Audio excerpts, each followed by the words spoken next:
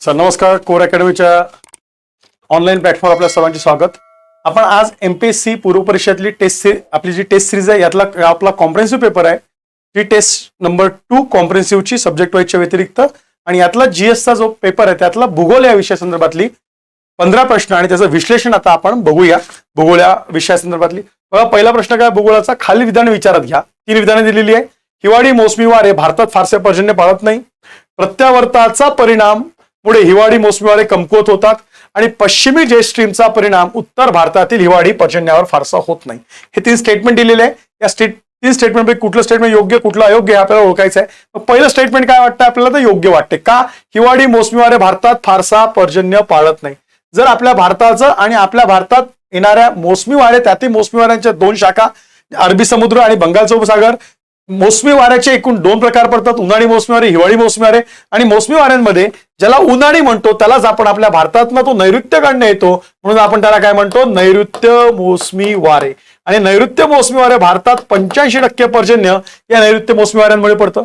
आता हे नैऋत्य मोसमी वारे का भारतात येतात, तर उन्हाळा याच्यात आपल्या जून पासनं जी काही ज्याला आपण हे म्हणतो मार्च एप्रिल मे जून या काळात आपला भारतीय भूखंड तापतं, त्यामुळे कमी दाबाचं क्षेत्र तयार होतं. कमी दाबा क्षेत्र त्या तुलनेत जो काही आग्नेय पूर्व वारा आहे आणि मग तो आयटीसी झेड उत्तरेकडे सरकला असलं की आग्नेय पूर्व वारा हा आयटीसी झेड कडे काय होतो, अट्रॅक्ट होतो इंटरट्रॉपिकल कन्व्हर्जन झोनकडे आणि मग त्याला विषुववृत्त वळावं लागतं. आणि मग फेरलचा नियम आहे, अकॉर्डिंग टू कोरिओलिस फोर्स वारे आपल्या उजवीकडे वळतात मूळ दिशेच्या आणि मग ते वारे विषुववृत्त क्रॉस करून जेव्हा वर येतात तेव्हा ते आपल्या उजवीकडे वळतात. उजवीकडे वळताना भारत आणि भारतात ते नैऋत्य दिशेने येतात. येताना हिंदी महासागरावरचं बाष्प त्यांना असतं, ते बाष्प घेऊन भारतात असणाऱ्या पर्वताला ते अडतात. त्यानंतर त्याला प्रतिरोध पर्जन्य म्हणतो आपण, ओरिओग्राफिक रेनफॉल, त्या प्रकारचा पर्जन्य पडतं आणि भारतात पडणारं 85% पर्जन्य हे नैऋत्य मोसमी वाऱ्यामुळे पडतं. त्याला आपण म्हणतो नैऋत्य मोसमी वारे किंवा उन्हाळी मोसमी वारे. मग दुसरा भाग आहे हिवाळी मोसमी वारे. हिवाळी म्हणजेच काय, तुमचं ईशान्य मोसमी वारे. आता हिवाळा कधी चालू होतो, आपला सप्टेंबर नंतर. जर आपण पृथ्वीचा विचार केला, जो ऋतू उन्हाळा आणि हिवाळा, सप्टेंबर नंतर दक्षिण गोलार्धात सूर्य जाणार आहे. भारतीय भूखंड 4 महिने पर्जन्य पडल्यामुळे थंड झालेला आहे. थंड झाल्यामुळे भारतात आता हाय प्रेशर क्रिएट होतं आणि इकडे दक्षिणेकडे सूर्यकिरण असल्यामुळे लो प्रेशर. आणि मग याच्यात हिवाळ्यात भारतीय उपखंडाकडनं हिंदी महासागराकडे जे वारे वाहतात त्याला आपण हिवाळी मोसमी वारे म्हणतो. ते वारे वाहतात पण ते वारे प्रामुख्याने जमिनीवरनं वाहतात. त्या वाऱ्यांना बाष्पाचा पुरवठा होत नाही, त्याच्यामुळे त्या वाऱ्यांमुळे फारसं पर्जन्य पडत नाही. भारतात पर्जन्य पडतं ज्याला आपण ईशान्य मोसमी वारे म्हणतो. त्यांना भारतात काय म्हणतो आपण, भारतात ईशान्य मोसमी वारे. त्याच्यामुळे भारताच्या पूर्व किनाऱ्यावर आंध्र, ओडिसा, तामिळनाडू या भागात पूर्व घाटाला वळून जे थोडंफार पर्जन्य पडतं पण ते कमी आहे, फारसं जास्त प्रमाण नाही, हे सुद्धा लक्षात घ्या. सेकंड आहे प्रत्यावर्ताच्या परिणामामुळे हिवाळी मोसमी वारे कमकुवत होतात. प्रत्यावर्त म्हणजेच अँटी सायक्लोन ज्याला आपण म्हणतो. आवर्त आपल्याला माहित आहे, आवर्त आणि प्रत्यावर्त हे आपण 2 भाग बघतो, सायक्लॉन आणि अँटी सायक्लॉन. काय डिफरन्स आहे, आवर्तामध्ये लो प्रेशर मध्यभागी असतं आणि सभोवती काय असतं, हाय प्रेशर. या high pressure to low pressure असे ते वारे येतात. याचा वेग जास्त असतो. उष्णकटिबंधीय आवर्त ज्याला म्हणतो, ही थोडीशी तीव्र असतात, वेग जास्त असतो, नुकसान जास्त करतात कारण की वारे मध्ये कॉन्सन्ट्रेटेड असतात. आणि एक्झॅक्ट याच्या उलट तुमच्या प्रत्यावर्तामध्ये सेंटरला हाय प्रेशर, आउटरला लो प्रेशर, त्याच्यामुळे या हाय प्रेशर तू मध्य भागातून बाहेर वारे पडतात आणि ते स्कॅटर होतात, त्याचा वेग कमी असतो. मग भारताच्या पश्चिमेकडे त्यातील रन ऑफ कच्छ, राजस्थान या भागात ही प्रत्यावर्त निर्माण ज्यावेळेस होतात ती या हिवाळी मोसमी वाऱ्यांना आणखीन काय करतात, त्याच्याकडे अट्रॅक्ट करतात किंवा कमकुवत करतात. त्याच्यामुळे जो काही पर्जन्य पडणार त्याचा परिणाम याच्यावर होतो का, तर होतो. हे सुद्धा वाक्य बरोबर आहे. तिसरं आहे पश्चिमी जेट स्ट्रीमचा परिणाम उत्तर भारतातील हिवाळी पर्जन्यावर होतो का. पश्चिमी जेट स्ट्रीम, येस बघूया आपण. पश्चिमी जेट स्ट्रीम, आता आपल्याला माहित आहे की जेट स्ट्रीमच्या 2 शाखा तयार होतात. एक आता पश्चिमेकडून येतात त्याला आपण वेस्टर्ली जेट स्ट्रीम म्हणतो, एक येते पूर्वेकडनं त्याला आपण ईस्टर्ली जेट स्ट्रीम म्हणतो. मग बघा, जिथे आपला भारताचा उत्तरेकडचा भाग मिळेल मी आणि या भागात असणारा आपला हिमालय, ही पश्चिमी जेट स्ट्रीम ही कुठनं येते, तर ही तुमच्या भूमध्य सागरावरनं येते. कुठली, पश्चिमी जेट स्ट्रीम ज्याला आपण म्हणतो. आणि भूमध्य सागरावरनं हिवाळ्यात काय होत आहे, तर भूपृष्ठापासून साधारणतः जेट स्ट्रीम म्हणजेच काय, तर भूपृष्ठापासून साधारणतः 6 ते 10 किलोमीटर उंचीवरनं वाहणारा वाऱ्याचा झोत. दुसऱ्या महायुद्धाच्या काळात जेव्हा शोध लागला होता, जेव्हा अमेरिकन विमानं जपानवर बंबार्डिंग करण्यासाठी जात होतं, एका वैमानिकाला आढळलं तरी खाली सांगितलं, मग शोध घेण्यात आला इतक्या उंचावरनं हवेचा कुठला झोत वाहतो का, तर म्हणून त्याला जेट स्ट्रीम नाव देण्यात आलं. म्हणजे दोन प्रकारे पश्चिम आणि पूर्वी भारतावरच्या याच्यात दोन्ही पूर्वी जेट स्ट्रीम भारताच्या मान्सूनसाठी जास्त काय म्हणतो आपण प्रो आहे, भारताला मान्सून अनुकूल परिणाम करते, ही प्रतिकूल करत नाही. पण पश्चिमी जेट स्ट्रीम ज्याला आपण भारतात वेस्टर्न काय म्हणतो, वेस्टर्न डिस्टर्बन्स असं आपण भारतात तिला म्हणतो, किंवा भारतात पश्चिमी चक्रावात म्हणतो, हे कुठनं येते, हे भूमध्य सागरावर न येतं. आणि भूमध्य सागरावर तयार होतं तुमचं टेम्परेट सायक्लॉन्स क्रिएट झाले असतात, समशीतोष्ण आवर्त, त्यातलं बाष्प याला मिळतं आणि ते बाष्प इथे घेऊन आल्यावर शिवालिकला ज्या दोन शाखा होतात, एक शिवालिकच्या उत्तरेकडनं शिवालिकच्या दक्षिणेकडनं, आणि या शाखेमुळे शिवालिकला आल्यावर इथं थोड्याफार प्रमाणात हिवाळ्यात पर्जन्य पडतं. या पर्जन्यामुळे वायव्य भागात म्हणजे पंजाब हरियाणा त्या भागावर त्यावेळेस गहू हे पीक असतं, या पिकाला हे लाभदायक ठरतं असं सांगण्यात येतं. ओके, म्हणजेच वेस्टर्ली डिस्टर्ब ज्याला आपण वेस्टर्न डिस्टर्बन्स म्हणतो, की उत्तर भारतात अति जेव्हा थंडी पडते त्यावेळेस वेस्टर्न डिस्टर्बन्समुळे त्या भागात जे बाष्प या जे स्ट्रीम सोबत येते त्यामुळे थंडीपासून थोडं काळ का होईना रिलीफ मिळतो, हा त्याचा परिणाम होतो, हे सुद्धा लक्षात घ्या. म्हणून उत्तरवादी हिवाळ्यात पर्जन्य फारसा होत नाही का, तर परिणाम होतो हे त्याचं पाहिजे. त्याच्यामुळे हे चुकीचं आणि ए आणि बी दोन करेक्ट. म्हणून याचं आन्सर काय, पहिलंच ए व बी दोन्ही statement correct. Is that clear? Now second, भारताचा दक्षिण भाग उपोष्णकटिबंधीय किंवा गरम समशीतोष्ण प्रदेशात आहे. उपोष्णकटिबंधीय म्हणजेच काय म्हटलंय त्याला, सब ट्रॉपिकल. भारताचा उत्तरेकडचा भाग सब ट्रॉपिकल किंवा त्यालाच म्हणतात वॉर्म टेम्परेट. आणि दुसरा भाग भारताचा दक्षिणेकडील भाग, भारताचा उत्तरेकडील भाग उष्णकटिबंधीय. उष्णकटिबंधीय म्हणजेच काय, इट्स अ ट्रॉपिकल. आता दोन्ही वाक्य काय आहे, उलटे गेलेले आहे. कर्कवृत्त, जर आपण आपल्या भारताचा विचार केला त्याच्या मधनं कर्कवृत्त जातं, कर्कवृत्तच्या वरचा भाग 23.5च्या वरचा भाग म्हणजे 25च्या 30 अक्षवृत्ताच्या प्रदेशाला काय म्हणतो आपण, सब ट्रॉपिकल किंवा उप उष्णकटिबंधीय असं म्हटलं जातं, किंवा त्याला वॉर्म टेम्परेट असंही म्हटलं जातं. आणि कर्कवृत्तच्या खालचा भाग त्याला आपण म्हणतो काय, tropical, between two tropics, tropic of Cancer, tropic of Capricorn, या भागाला म्हटलं जातं उष्णकटिबंधीय प्रदेश. भारताचा हा खालचा भाग ट्रॉपिकल आहे, बरोबर आहे, आणि वरचा भाग हा सब ट्रॉपिकल आहे, त्याला उलट केलंय. त्याच्यामुळे दोन्ही वाक्य काय आहे, चुकीचे आहे, हे लक्षात घ्यायचंय. आणि लास्ट वाक्य काय दिलंय, भारताचा अक्षवृत्तीय विस्तार म्हणजे इथं 8 डिग्रीला भारत सुरू झाला, इथे वर तुमचा 37 डिग्री पर्यंत उत्तरेकडचा भारत, इकडे 68 डिग्री पूर्व आणि इकडे 97 डिग्री पूर्व, म्हणजे 68 97 हे 29 डिग्री आहे, आणि 8 डिग्री ते 37 डिग्री ते सुद्धा किती होईल तुमचे 29. म्हणजेच भारताचा लॉन्जिट्युडनल आणि भारताचं लॅटिट्युडनल एक्सटेन्शन किती आहे, 29 म्हणजेच त्याचं उत्तर बरोबर आहे. भारताचा अक्षवृत्तीय रेखावृत्तीय विस्तार जवळजवळ सारखा आहे. एनसीआरटीत मेन्शन केलेलं आहे, एनसीआरटीत एकदा प्रश्न पण पडला होता, तर भारताचं उत्तर दक्षिण अंतर जास्त काय, जरी विस्तार सारखा आहे, त्याचं उत्तर असं आहे की आपल्यालाही माहित आहे की 2 अक्षवृत्तांमधलं अंतर बदलत नाही, ते 111 किलोमीटर कायम राहतं. पण 2 रेखावृत्तांमधलं जसं वर चाललेलं आहे जवळजवळ येतात, म्हणजे त्यांचं अंतर काय होत जातं, कमी होत जातं, हे त्याचं उत्तर आहे. सो ए अँड बी अयोग्य विचारलं, A and B both are incorrect and C is only correct. तर incorrect answer A and B म्हणजेच उत्तर 2, हा त्याचा उत्तर लक्षात ठेवायचं आहे. नाउ थर्ड क्वेश्चन बघा, खालील विधाने विचारात घ्या. ब्रह्मपुत्रच्या उपनद्यांच्या खोऱ्यात मोठ्या प्रमाणात जलविद्युत निर्मिती क्षमता आहे. हरियाणा व दिल्ली राज्य हे सिंधू आणि गंगा नद्यांच्या खोऱ्यात जलविभाजक आहे. आसामच्या उच्च पर्वतीय प्रदेशात लेप्चा जमातीचे लोक वास्तव्यास आहेत का, हे 3 स्टेटमेंट दिले आहेत. आउट ऑफ दिस 3 अचूक विधान ओळखायचं. पहिलं स्टेटमेंट बरोबर आहे का, यस. ब्रह्मपुत्र आणि तिच्या उपनद्यांमध्ये भारतातील सर्वात जास्त हायड्रो इलेक्ट्रिसिटी पोटेन्शियल त्यात आहे. भारतातला सर्वात पहिला जो काही हायड्रो इलेक्ट्रिसिटी पॉवर प्लांट आहे तो दार्जिलिंग, आणि तो कुठल्या खोऱ्यात, दार्जिलिंग म्हणजे काय, तिस्ता म्हणजेच कोण, ब्रह्मपुत्रा, तिच्या खोऱ्यात तो काय झालेला आहे, आपण तयार केलेला म्हणजे ब्रिटिशांनी 1897च्या काळात असेल तो. आणि तिथं असणारा 12 नद्या, तिथं असणारा उतार, त्याच्यामुळे त्या आणि पडणारा पर्जन्य म्हणजे मुबलक पाणी, याच्यामुळे सगळ्यात जास्त पोटेन्शियल ब्रह्मपुत्राच्या खोऱ्यात आहे का, आहे भारतातलं. And again it's a mention in NCERT 11वी fundamental India in physical and environment, त्यातनं हे सगळं आपण इथं त्याच्यात दिलेली माहिती त्याच्यावर हा प्रश्न तयार करण्यात आला. सेकंड इज हरियाणा आणि दिल्ली. तुम्हाला माहिती आहे इथे दिल्ली आहे, इथे हरियाणा आहे. हा जो भाग आहे हरियाणापासून इकडे सतलज आहे, त्यानंतर वर असेल ते बियास असेल, रावी असेल. So it's a your Sindhu, हे कोणाचं आहे तुमचं सिंधू. आणि या दिल्लीच्या या साईडने येणारी ती नदी कुठली आहे आपली, यमुना. मग पुढे येते ती कुठली येते गंगा. म्हणजेच काय तर हा गंगा आणि सिंधू याचं जलविभाजक म्हणून दोन राज्य काम कुठले करतात, दॅट इज हरियाणा आणि Delhi. Again it's mention in NCERT. So second statement is also correct. And last आसामच्या उच्च पर्वतीय लेपचा नाही, लेपचा ही जमात सिक्कीम त्यालाच तिकडे भूतिया आणखीन किंवा तिकडेच त्याला साध्या भाषेत त्याला नेपाळी त्यांची मदर टंग आहे नेपाळी.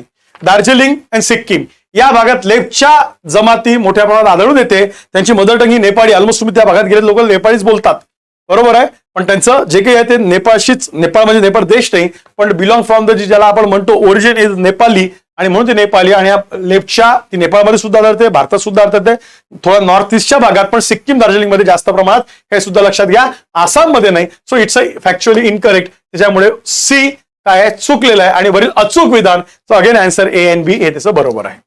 Now next question. खालील माहितीच्या आधारे कोणती नदी संदर्भात माहिती आहे ते ओळखायचं आहे. उगम रोहतांगच्या पश्चिमेस दिलेला आहे कुल्लू टेकड्यांमध्ये. या नदीच्या जलनिस्ताराचा प्रदेश पीर पंजाल रांग ते धौलाधार रांग दरम्यान आहे. सिंधूच्या उपनद्यापैकी एक आहे. पाकिस्तानात प्रवेश करण्यापूर्वी सराय सिंधू या ठिकाणी तिच्या मुख्य नदीस मिळते. सिंधू, चिनाब, रावी, बियास याचं उत्तर आहे इट्स अ रावी नदी. कुठली नदी आहे ही? रावी नदी आहे, हे लक्षात घ्या.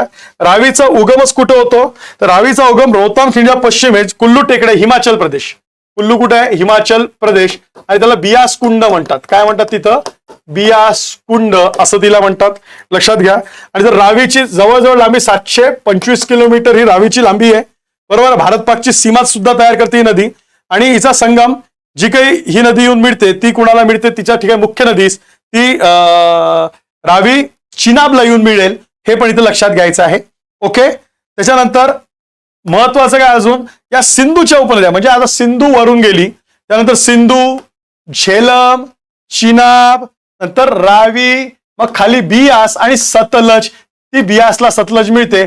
अशा या सर्व नद्यांना आपण काय म्हणतो ते सिंधूच्या प्रमुख उपनद्या, हे सुद्धा लक्षात ठेवायचं आहे.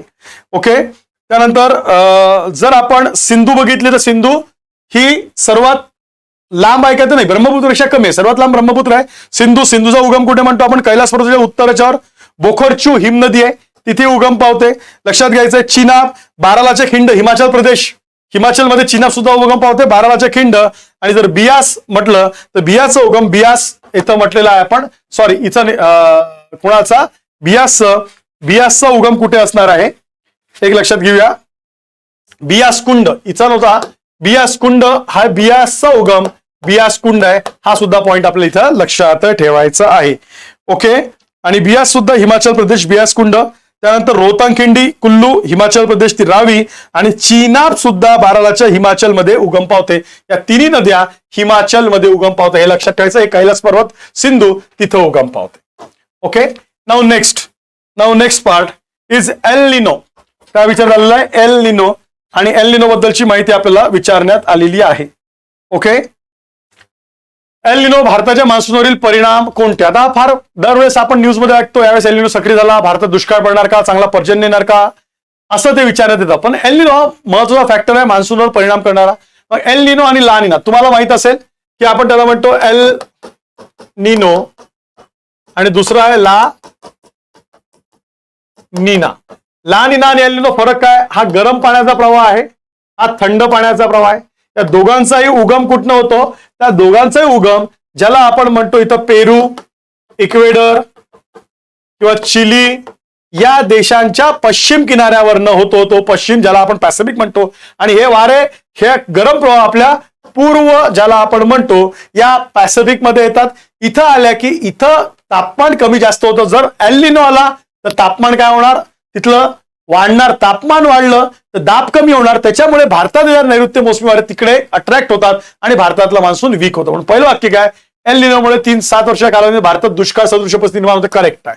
दुष्काळ सदृश परिस्थिती बिकॉज मान्सून वीक होतो. मध्य महाराष्ट्र, मध्य भारत याच्यावरचा मोठा प्रमाणात परिणाम होतो. गरम पाण्याचा प्रवाह भारतातील मान्सूनच्या बाकीच्या प्रेडिक्शन संबंधी एल निनोचे एक महत्व मोठ्या प्रमाणात आहे, मोठ्या प्रमाणात आहे. एल निनोची तो क्रिसमसचं छोटं मूल, क्रिसमसची मुलगी लानिना क्रिसमसच्या काळात डिसेंबरच्या काळात व्हायला लागतो. आणि आपण तेव्हा पहिला अंदाज घेऊन आपला जो पहिला प्रेडिक्शन येतो IMD तर्फे इंडियन मेट्रोलॉजी डिपार्टमेंट, त्यावेळेस प्रिडिक्शनसाठी एल निनोची स्थिती ऍक्टिव्ह आहे की डिएक्टिव्ह आहे चेक करण्यात येतं आणि त्याच्यावर बाकी ठरवत येतं यावर्षी भारतात मान्सून कसा असणार आहे. ला निना असेल तर भारताच्या मान्सूनला अनुकूल आहे, एल निनो असेल भारताच्या मान्सूनला प्रतिकूल आहे. एल निनो सक्रिय असेल तर भारतात दुष्काळ सदृश्य परिस्थिती, ला निना सक्रिय असेल तर चांगला पर्जन्य, चांगला अनुकूल मान्सून असं ते आपण हे करतो. पण एल निनो प्रत्येक भारतात पूर सदृश्य का नाही, हे चुकलेलं आहे. दुष्काळ स्थिती निर्माण होते हे सुद्धा लक्षात घ्या. पर्याय उत्तर का आपल्याला लक्षात घ्यायचं. बरोबर कोणते मान्सूनवरील परिणाम आहे, बरोबर हे ए व बी हे मान्सूनवरचे परिणाम, हे सुद्धा तुम्हाला लक्षात घ्यायचं आहे. Is that clear? Correct. C is incorrect. हा परिणाम नाही मान्सूनवरचा, हे दोन परिणाम आहे. हा मान्सूनवर पूर दुष्काळ होते, त्याच्यामुळे ए आणि बी हे त्याचा आन्सर आहे. नाउ नेक्स्ट क्वेश्चन बघा.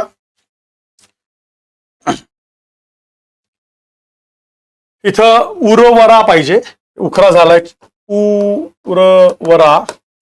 ओके. प्राचीन काळी मृदेचे वर्गीकरण करतात सुपीक आणि नापीक मृदेला अनुक्रमे काय म्हणत असेल? दॅट इज उर्वरा आणि उसरा. अगेन इट इज, हा प्रश्न आपण घेतलेला आहे एनसीईआरटी मध्ये, लक्षात घ्यायचा आहे. उर्वरा म्हणजे फर्टाईल लँड, फर्टाईल किंवा त्याला काय म्हटलं जातं सुपीक, आणि उसरा म्हणजे त्याला स्टराईल लँड म्हणजे त्यालाच म्हटलं जातं नापीक. पाण्याचा निचरा होऊन काय होऊन खारफुटीचं प्रमाण वाढलं की त्याला असं म्हटलं जातं. The ancient time soil used to the classified into two main groups, Urvara and Usara, which were the fertile and sterile respectively. In 16th century of AD, soils were classified into basis of their inherent characteristics and the external features such as the texture, color, slope, land and moisture of content. NCERT दिलेला आहे. Soil जो धडा 11वी मध्ये त्याला शब्द दिला, त्यातनं मी विचारतो. आपण एवढं लक्षात ठेवू की बघा उर्वरा म्हणजे काय तर लक्षात घ्यायचं आहे, ती म्हणजे सुपीक जमीन जिचं टेक्स्चर चांगलं आहे, पोत चांगला आहे, कलर, स्लोप या सगळ्या गोष्टी. आणि हे जर नसेल, तिच्यात निचरा चांगला होत नाही, याच्यात तिचं टेक्स्चर चांगला नाही आहे, बरोबर आहे, तिचा पोत चांगला नाही आहे, तिला म्हटलं आता स्टराईल म्हणजे नापीक. हे दोन पॉईंट आपल्याला इथे नवीन लक्षात ठेवायचे अकॉर्डिंग टू एनसीईआरटी, हे सुद्धा लक्षात घ्यायचं आहे. ओके. ओके. आणि हे कुठल्या एडी मध्ये? 16th eddy classified. ओके. म्हणजे तुमचा मॉडर्न इंडिया चालू व्हायच्या आधी मिडिवल मध्ये. Okay. Just modern India start होण्याच्या आधीचा काळ आहे. 17th शतक औद्योगिक क्रांती शतक आहे. तिथून आपण मॉडर्नायझेशन, इंडिया म्हणण्यापेक्षा मॉडर्नायझेशन आपल्या युगाचं तिथून 17व्या शतकात चालू झालं. आईन्स्टाईनला ते दिसलंय. तुमचं सगळं काय म्हणतो ग्रॅव्हिटी वगैरे सगळं 17व्या शतकात. हा 16वा आहे, म्हणून तिथनं 16 म्हणजे आपण मिडिवलचा पिरियड म्हणूया, असं पण लक्षात घ्या. नाउ नेक्स्ट क्वेश्चन बघा. Next question. भारतात सर्वात अधिक क्षेत्र असणारी सर्वात जास्त सुपीक असणारी मृदा कुठली तर ती गाळाची मृदा. कुठला आन्सर आहे? गाळाची. अबाउट टोटल सॉइल ऑफ 40% क्षेत्र हे कुठल्या मृदेचं आहे? भारतातलं गाळाच्या मृदेचं आहे. हे सुद्धा लक्षात घ्या. मग यात गंगेचं मैदान आलं तुमचं पूर्ण, त्यानंतर तुमचे किनारी प्रदेश आले, सर्व किनारी प्रदेश आले, तसंच पूर्वेकडचा थोडा पठाराचा भाग सुद्धा आला. याच्यात प्रामुख्याने गाळाची, ज्याला फर्टाईल सॉइल म्हणतो, ही सर्वात महत्वाची मृदा इथं आढळते. हे सुद्धा तुम्ही इथं लक्षात घ्यायचं. याच्यामध्ये गाळाच्या मृदेमध्ये पोटॅशचं प्रमाण जास्त असतं आणि तुमचं जे आहे ते म्हणजे फॉस्फरस म्हणजे स्फुरद काय असतं प्रमाण कमी असतं. अगेन चुनखडी अधिक असते, चुनखडी अधिक म्हणून ती फर्टाईल असते. सेंद्रिय द्रव्याचं प्रमाण अधिक असतं, हे सुद्धा लक्षात. सेम अमाऊंट काळी मृदा, ज्याला आपण टिटॅनोफेरस मॅग्नेटमुळे काळा रंग आला असं म्हणतो, बेसॉल्ट खडकाच्या अपक्षरणामुळे निर्माण झाली आणि प्रामुख्याने पठारी प्रदेशात, त्यातही महाराष्ट्र मोठ्या प्रमाणात मृदा आढळते. ही सुद्धा सुपीक आहे. गळीत धान्य, कडधान्यासाठी उपयुक्त, कापसासाठी ही सुद्धा ऊसासाठी, गव्हासाठी ही उपयुक्त मृदा. जांभी मृदा, जास्त पर्जन्य जिथं पडतं, जास्त पर्जन्याच्या प्रदेशात जांभी मृदा, त्याच्यात लॅटराइट सॉइल आपण त्याला म्हणतो, अॅल्युमिनियम आयनचं प्रमाण मोठ्या प्रमाणात होतं म्हणून त्याला लाल रंग येतो. आणि तांबडी मृदा प्रामुख्याने इथं पण पर्जन्य जास्त असतं पण याच्यापेक्षा थोडं पर्जन्य कमी असतं, ती सुद्धा जास्त सुपीक नाहीये. पाण्याचा निचरा लवकर होतो त्याच्यात, कारण की त्यातले कण थोडे जाडे असतात, हे सुद्धा लक्षात. महाराष्ट्रात पूर्वेकडे किंवा उत्तर कोकणात किंवा पूर्व विदर्भात किंवा तुम्ही मी म्हणेल तुम्हाला तामिळनाडू, कर्नाटका किंवा अरवलीच्या प्रदेशात तांबडी मृदा आढळते. हे असे पॉइंट्स लक्षात ठेवायचे. Is that clear? Now next बघा. प्रदेशाच्या अक्षवृत्तीवर आणि उंचीचा परिणाम प्राण्याच्या वितरण प्रारूपावर होतो, वितरण प्राण्यांचं. आणि भारतामध्ये पश्चिम हिमालयापेक्षा पश्चिम घाटात प्राण्यांमधील पश्चिम हिमालयापेक्षा जैवता अधिक प्रमाणात आहे. यस, बोथ आर द काय तुमचं करेक्ट. ए व बी दोन्ही तुम्हाला काय करावं लागेल? करेक्ट ए आणि बी, करेक्ट ना. काय लिहिलंय? भारतामध्ये पश्चिम हिमालयांपेक्षा पश्चिम घाटात प्राण्यांमधील जैवविविधता अधिक प्रमाणात आहे का? यस, ए बी दोन्ही. कोणते? अयोग्य विचारलंय, सॉरी, यापैकी नाही, सॉरी यापैकी. हे विधान बरोबर आहे, कारण की प्रदेशाचे अक्षवृत्तीय स्थान बरोबर आहे. जर तुम्ही कुठे आहात तर तुम्ही विषुववृत्तापाशी आहात, तर विषुववृत्तावर उष्णता जास्त, पर्जन्य जास्त, जैवविविधता कशी असणार? जास्त. जसं आपण अक्षरवृत्ता, आपण ध्रुवाकडे चाललो आहे, जैवविविधता पटल काय होत जातो? कमी होत जातो. बिकॉज पर्जन्याचं प्रमाण कमी, तापमानाचं प्रमाण कमी, उष्णता आणि पर्जन्य कमी असेल तर तिथं जैवविविधता कमी असते. म्हणून ट्रॉपिकल भाग सगळ्यात जास्त किंवा विषुववृत्तीय पट्टा, इक्वेटोरियल, अमेझॉनचं खोरं, जैवविविधता अधिक प्रमाणात आढळतं. आणि पश्चिम हिमालयापेक्षा पश्चिम हिमालय प्राण्यामध्ये जैवविविधता काय अधिक प्रमाणात आहेत? काय?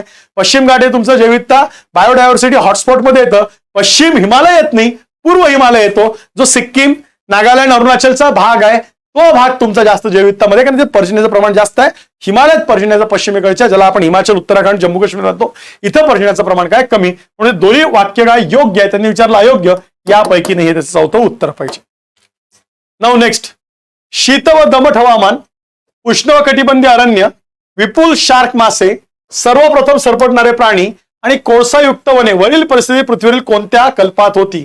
कॅम्ब्रियन, आर्कियन, कॉर्बेनोफेरस, असं विचार झालंय. कुठल्या कल्पात आपल्या इथं ही परिस्थिती होती? तर याचं आन्सर दॅट इज युअर कार्बेनोफेरस. कुठला? कार्बेनोफेरस कल्प, हे सुद्धा लक्षात घ्यायचं आहे.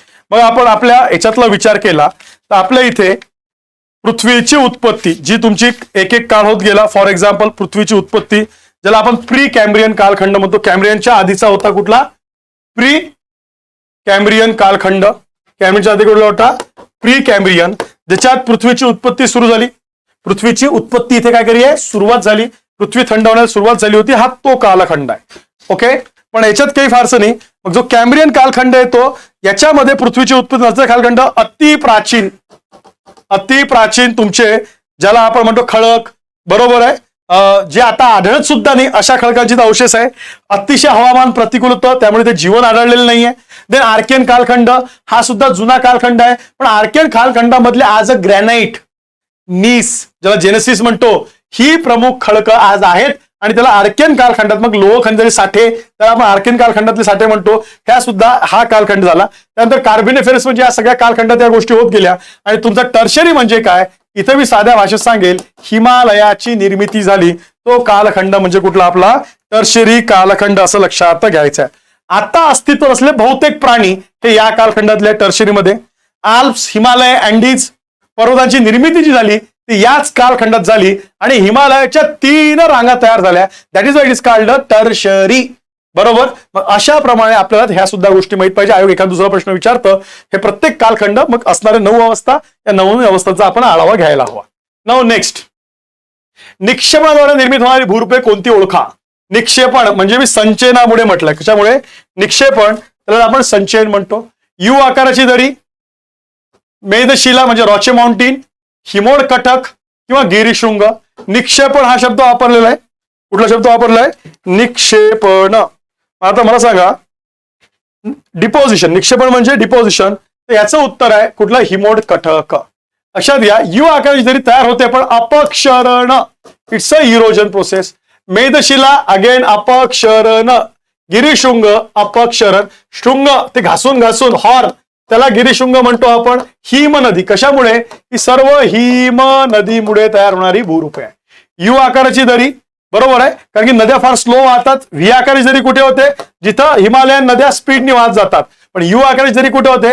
हिम नदी, कारण की पाण्याचा प्रवाह काय असतो? कमी असतो, त्याच्यामुळे फार शार्प त्या इरोजन करत नाही, व्हर्टिकल हळूहळू होतात, म्हणून तिथं यू आकाराची दरी तयार होतात. आणि मेदशिला, ज्याला रॉचे माउंटेन म्हणतो, कुठला? असा एखादा दगड असतो, तो हळूहळू याच्यातनं तुमचा हिम म्हणजे ग्लेशियर वाहून त्याला काय करतात? त्याची झीज करतात, बरोबर, म्हणजे इरोजनच करतात. त्याला रॉचे माउंटेन म्हटलंय, हे सुद्धा लक्षात घ्या. हिमोड कटक ज्याला आपण म्हटलोय, काय म्हटलंय?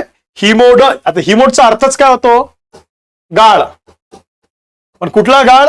हिम नदीने आणलेला गाळ. हा साठून साठून जे तयार होतात त्याला आपण साठल्यामुळे काय म्हटलेलं आहे? तर एस्केर्स किंवा हिमोड कटक म्हटलंय. विचारताना तुम्हाला निक्षेपणाद्वारे विचारलं, म्हणून आपण निक्षेपणाद्वारे लक्षात ठेवायचं आहे. लोमती दरी अगदी अपक्षरण कार्यामुळे चालू होतात. मेषशिला इथं दिलेलंच आहे, लक्षात घ्यायचं आहे. त्यानंतर फियाड, फियाड म्हणजे हिमखाडी, हे सुद्धा अपक्षरण कार्यामुळे निर्माण होतात. इतकी पण नावं लक्षात ठेवायची आहे. Okay, now next question. Now next बघा आता ह्या रांगा दिल्या आहे 1 2 3 4 त्याची नावं विचारली आहे. अ कुठले आहे? यस, इट्स अ सुलतान. हा कुठला आहे तुमचा? सुलतान. नंतर हा कुठला येईल? सॉरी, सुलेमान म्हणतो, सुलतान नाही, सुलेमान.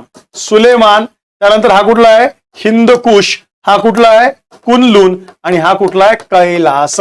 भारताच्या बाहेर असणारे पर्वतीय प्रदेश, भारताच्या बाहेर. बिकॉज इथं आपली काराकोरम आहे आणि या काराकोरम पासनं आपण काय चालू होतो? आपला भारत चालू होतो. काराकोरम, लडाख, झास्कर, पीर पंजाल, शिवालिक, तुम्ही चालले खाली, बरोबर आहे. या भारतातल्या रांगा, पण भारताच्या बाहेर असलेले पर्वतीय क्षेत्र, त्यातलं सुलेमान, हिंदुकुश, त्यानंतर कुनलुन आणि इथं असणारी कैलास रांग. जो कैलास हिमालयाचाच भाग आहे, पण या 3 वेगळ्या स्वतंत्र आहे. जिथं हिंदुकुश आणि कुनलुन एकत्र येतात, इथं पामीर नॉट आहे. कुठली नॉट? पामीर नॉट किंवा पामीरचं पठार असंही त्यावर आहे, हे सुद्धा लक्षात घ्या. So it's a first answer. हे क्लिअर आहे त्याचं. सुलेमान, हिंदुकुश, कुनलुन आणि कैलास हे लक्षात ठेवायचं. नाउ नेक्स्ट, भारतातील पहिला जलविद्युत प्रकल्प दार्जिलिंग, बरोबर आहे. आपण मगाशीच म्हटलं 1897 सुरू झाला. नंतर अनुक्रमे दुसरा व तिसरा विद्युत प्रकल्प कुठे सुरू झाला? लक्षात घ्या, अनुक्रमाने आपला दुसरा व तिसरा हा मेन्नूर नाहीये, मेत्तूर आहे. मेत्तूर लक्षात घ्यायचं आहे. कुठला आहे? मेत्तूर. मेत्तूरचा सुरू झाला. हा शिवसमुद्रम 1902 ला सुरू झाला आणि मेत्तूर 1937. थोडं हे शिवसमुद्र आधी पाहिजे होता, मेत्तूर नंतर पाहिजे होता, हे सुद्धा लक्षात घ्या. दोन्ही कावेरी, शिवसमुद्र तुमचा कावेरी नदीवर आहे, कावेरी नदी, आणि कावेरीची एक उपनदी आहे त्याच्यावर कुठला आहे? मेत्तूर आहे. हे सुद्धा इथं लक्षात ठेवायचं आहे. आपला कोयना कधी सुरू झाला? 1900. कोयनाचं 64 ला तो पूर्णतास आला. जायकवाडी घेतला तर 1976 ला पूर्णतास आला. भागीरथी हा 1900, टिहरी डॅम 1975 वर आहे, हे सुद्धा इथे लक्षात ठेवा. आणि गंगापूर जे मातीचे नाशिक मधले पहिले धरण आहे, धरण आहे, त्यांनी जलविद्युत प्रकल्प विचारला. गंगापूर नाशिक मधलं मातीचं धरण हे संदर्भात लक्षात घ्यायचं आहे. पण दार्जिलिंग आणि आपण मगाशीच उल्लेख केला तो म्हणजे हायड्रोइलेक्ट्रिसिटी पॉवर पोटेन्शियल हे ब्रह्मपुत्राच्या खोऱ्यात काय आहे? शास्त आहे. हा सुद्धा पॉईंट तुम्हाला इथे लक्षात ठेवायचा आहे. ओके, नाउ नेक्स्ट, इथं त्रिवार्ता पाहिजे. ओके, त्रिवार्थाने भारतातील अर्धशुष्क स्टेपी प्रदेशात काय संज्ञा वापरली आहे? भारतातील अर्धशुष्क स्टेपी प्रदेशासाठी त्रिवार्थाने काय संज्ञा वापरली आहे? आता एक तर लक्षात घेऊया, त्रिवार्थाने हवामानाचे प्रमुख 4 गट केले. बरं, हे उत्तर त्याचं BSH तुम्हाला माहिती आहे. 4 गट कुठले गेले? AM याला काय? ट्रॉपिकल मान्सून म्हणतो तो, उष्णकटिबंधीय मोसमी हवामान. AW याला उष्णकटिबंधीय मोसमी सवाना, याला काय शब्द वापरला त्यांनी? सवाना. त्यानंतर BSH ला तरी काय वापरला? स्टेपी. आता काय आहे सवाना आणि स्टेपी? दोन्ही गवताळ प्रदेश असतात. सवाना तुमचा कुठला आहे? तर सवाना तुमचा आफ्रिकेमधला आहे. ज्या भागात जास्त उष्ण, जास्त पर्जन्य, जिथं उंच गवत आहे, उंच टॉल ग्रास, त्याला सवाना. आणि जिथं शॉर्ट बुटकं गवत आहे त्याला स्टेपी. जे तुमचं 40-45 अक्षरवृत्ताच्या पलीकडे ध्रुवाकडे जाताना आढळतं तो प्रदेश म्हणजे हा लक्षात घ्यायचा आहे, स्टेपी. हे सुद्धा लक्षात घ्या. आणि पंजाब पासून कच्छ पर्यंत हा प्रदेश कुठला टाकला त्यांनी? पंजाब ते रन ऑफ कच्छ पर्यंतचा प्रदेश तो याच्यात येतो. किंवा महाराष्ट्रातला, पश्चिम महाराष्ट्रातला अवर्षणग्रस्त प्रदेश हा सुद्धा त्याच्यात दख्खनच्या पठारावरचा BSH मध्ये येतो. हे सुद्धा लक्षात घ्या. ट्रॉपिकल मान्सून म्हणजे आपला कोकण 200 सेंटीमीटरवर पावसतो. AW उरलेला महाराष्ट्र, ऑलमोस्ट उरलेला महाराष्ट्राचा विचार केला तर AW पूर्वेकडचं पठार, मैदान. आणि आणखी याच्यात टाकलं तर CAW तो गंगेचं मैदान, तो CAW ने करतो. कोरडा हिवाळा असलेला उपोष्ण, उपोष्ण का? तर 23 डिग्रीच्या वर आहे आणि कोरडा हिवाळा असतो. इथे हिवाळ्यात पाऊस पडत नाही, आर्द्रता कमी असते, म्हणून त्याला असे त्यांनी नामकरण केले आहे. पण एकूण त्यांनी देताना कोणी त्रिवार्थाने केले असताना त्रिवार्थाचे हे 4 आणि याच्या व्यतिरिक्त BWH ज्याला तो उष्णकटिबंधीय शुष्क हवामान म्हणतो. उष्ण कटिबंधीय शुष्क हवामान, थरचं वाळवंट. लगेच लक्षात ठेवा, थरचं वाळवंट. ओके, आर्द्र उपोष्ण कटिबंधीय हवामान याला ते दिलेलं आहे, आपण इथं वाचलेलं आहे. आणि आर्द्र पर्वतीयला तो म्हणतो DWB, याला तो आर्द्र पर्वतीय म्हणतो. मग त्रिवार्था, कोपेन याचे हवामानचे विभाग आपण करून ठेवणं आवश्यक आहे. नाउ नेक्स्ट, प्रमुख राज्याच्या शहरी लोकसंख्येच्या बाबतीत महाराष्ट्रानंतर कोणत्या राज्याचा क्रम लागतो? लोकसंख्येच्या बाबतीत म्हटलेलं आहे देन उत्तर प्रदेश. उत्तर प्रदेश लक्षात घ्या. आपल्या महाराष्ट्र सर्वात जास्त लोकसंख्या नागरी किती आहे? तर महाराष्ट्रात 5 कोटी, महाराष्ट्रात 5 कोटी 8 लाख एवढी लोकसंख्या आहे, म्हणजेच याचं प्रमाण महाराष्ट्राच्या एकूण लोकसंख्येच्या 45.2% आहे. तरी महाराष्ट्र 5व्या क्रमांकावर आहे प्रमाणात. लोकसंख्येचं प्रमाण महाराष्ट्रात किती 5व्या क्रमांकावर येतं. जर उत्तर प्रदेशचा विचार केला तर उत्तर प्रदेशची जी काही एकूण लोकसंख्या आहे, उत्तर प्रदेशमध्ये 4 कोटी आणि 44 लाख हे नागरी लोकांचं प्रमाण आहे, ज्याची टक्केवारी 22.26% आहे. पण एकूण उत्तर प्रदेशची लोकसंख्या 19 कोटी आणि काहीतरी लाख आहे, जी आपली महाराष्ट्राची आपण म्हणतो 11 कोटी. बरोबर आहे. 2011च्या निवडणुकीनुसार 13 कोटीच्या वर गेलो आपण. असं सेम तामिळनाडूचं काढलं तर तामिळनाडूचं पर्सेंटेज तुमचं आहे 48.4%. तामिळनाडू हे 3 नंबरवर आहे, केरळ 4, महाराष्ट्र 5 वर आहे. पण तामिळनाडू असणारी एकूण बघा 3 कोटी लोकसंख्या किती आहे तामिळनाडू? 3,50,00,000. कोणती शहरी? तामिळनाडूची एकूण लोकसंख्या आहे 7 कोटी, म्हणजे त्याच्यापैकी हे प्रमाण काय असणार आहे? जास्त असणार आहे. त्यानंतर तुम्ही जर बिहार काढलं किंवा पश्चिम बंगालमध्ये 31% ही काय नागरी लोकसंख्या आहे, पण याच्यात एकूण 2 कोटीच आहे. आणि यांची एकूण लोकसंख्या जर आपण विचार केलं ती जवळजवळ यांची पण 9 कोटीच्या आसपास लोकसंख्या आहे, पण त्यातले फक्त 2 कोटी. त्यानंतर इकडे आलं बिहारमध्ये. बिहारची लोकसंख्या 10 कोटी आहे आणि बिहारमध्ये 10 कोटीच्या फक्त 1,17,00,000च्या आसपास काय नागरी आहे. म्हणजे बिहारचं प्रमाण तर प्रचंड कमी आहे, 11.9% फक्त बिहारमध्ये नागरी लोकसंख्या आहे. मग त्या दृष्टीने लक्षात ठेवायचं सर्वात जास्त नागरी लोकसंख्या असणार राज्य महाराष्ट्र, दुसरं उत्तर प्रदेश, पण तिसरं तुम्ही जर आला तर तुम्हाला जर पर्सेंटेज असेल तर गोवा, मिझोराम, तामिळनाडू, केरळ आणि महाराष्ट्र हे सुद्धा लक्षात ठेवायचं आहे. Now next and last question. गोदावरीच्या उगमापासूनचा प्रवासावर येणाऱ्या योग्य जिल्ह्यांचा क्रम ओळखा. त्याचं उत्तर काय? गोदावरी नाशिक, त्र्यंबकेश्वर उगम पावते, अहमदनगर जिथं प्रवरा संगम वगैरे आहे. बरोबर. तिथून पुढे औरंगाबाद, तिथून पुढे जालना, बीड, परभणी आणि तुमची शेवटची बाहेर पडते ती कुठनं? नांदेड. नांदेड नंतर आपल्या महाराष्ट्रात पुनर्प्रवेश कुठला आहे? गडचिरोली. नांदेड इथनं धर्माबाद जवळ ती बाहेर पडते आणि तेलंगणामध्ये जाते. तेलंगणात परत गडचिरोली, सिरोंचा इथनं ती परत समोर पूर्वेकडे वाहते. अशी गोदावरीचा महाराष्ट्रातला प्रवास आहे. हा प्रवास सुद्धा लक्षात घ्या. सोपा प्रश्न आहे फार, याचा आन्सर आहे. Is that clear? ही 15 प्रश्न होते आपल्या भूगोलाची, जिथनं भूगोलाची आपण पूर्णतः माहिती घेतलेली आहे.